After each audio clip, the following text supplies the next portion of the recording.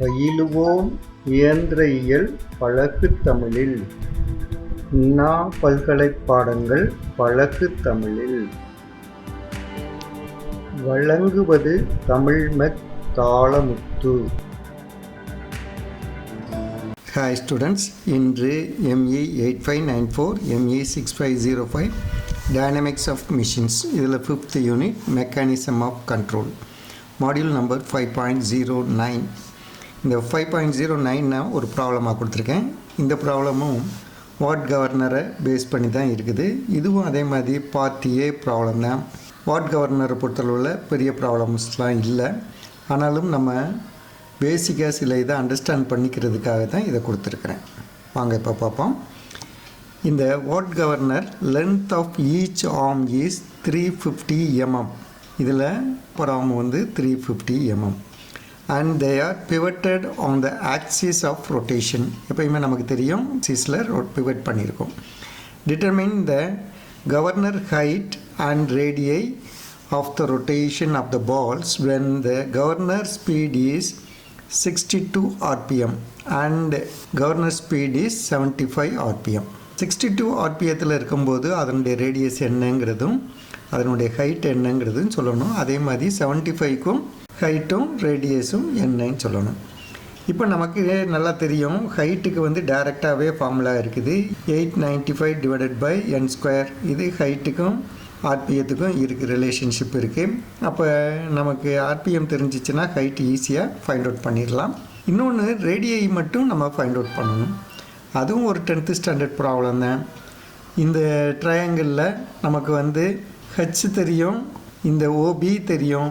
அப்போ ஆர் கண்டுபிடிக்க முடியாதா? இது ரைட் ஆங்கிள் ட்ரையாங்கிள்னால் ரொம்ப ஈஸியாக கண்டுபிடிச்சிடலாம். பித்தகோரஸ் தியரம் மூலமாக ஈஸியாக கண்டுபிடிச்சிடலாம். அதுதான் இது. OB² R² + H². இதில் நம்ம தேவையானது வந்து R². ஆர் கண்டுபிடிக்கணும். ரொம்ப சிம்பிள் தானே. இப்போ வழக்கம் போல் வரிசையாக பார்ப்போம். Given data OB is 350 mm, that is equal to 0.35 meters. N1 62 rpm, N2 75 rpm. To find R1, R2 and H1 and H2. Formulate to use la OB² R² plus H². H is equal to 895 divided by N2. இப்போ solution இதில் வந்து case number 1 எடுத்துக்கிடுவோம். RPM N is equal to 62 RPM. We know H1 is equal to 895 divided by n². That is 895 divided by 62 square. Therefore H1 is equal to 0.233 meters. இது ஒரு answer. We know OB² is equal to R1² plus H1². That is OB வந்து 0.35² is equal to R1² plus 0.233². Therefore R is equal to square root of 0.35² minus 0.233². Therefore R is equal to 0.261 meter. இது ஒரு answer. Okay, இப்போ case 2 எடுத்துக்கிடுவோம். N2 is 75 rpm. H2 is equal to 895 divided by n. இங்கே n1 போட்டுருவோம். இங்கே n2². that is 895 divided by 75². that is equal to 0.159 meters.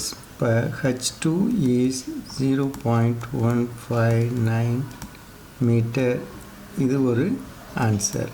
We know OB² is equal to R2² plus H2².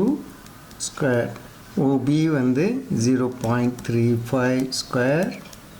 that is R2 R2 square plus H2 square வந்து 0.159 square. Therefore, R2 is equal to 0.312 meters. இது ஒரு answer. இது ரொம்ப simple problem. What கவர்னரை பொறுத்தளவில் நமக்கு வந்து ஒரே ஒரு ஃபார்முலா தான் இருக்குது. இதை நல்லா நீங்கள் நினைவு வச்சுக்கோங்க. ஆக மொத்தம் இது ஒரு 10th ஸ்டாண்டர்டுக்கான கொஸ்டின் அளவுக்கு தான். ஓகே, என்னுடைய சேனல் வந்து AUmech-in-tamil.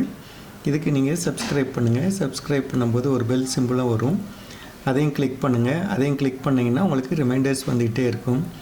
அந்த ரிமைண்டர்ஸ் மூலமாக வரிசையாக என்னுடைய மாடியூலில் பாருங்கள். அப்போ நீங்கள் கான்ஃபிடெண்ட்டாக உங்களுடைய எக்ஸாம் அட்டன் பண்ணலாம், நல்ல மார்க் ஸ்கோர் பண்ணியே பாஸ் பண்ணலாம். Okay, see you students. Thank you.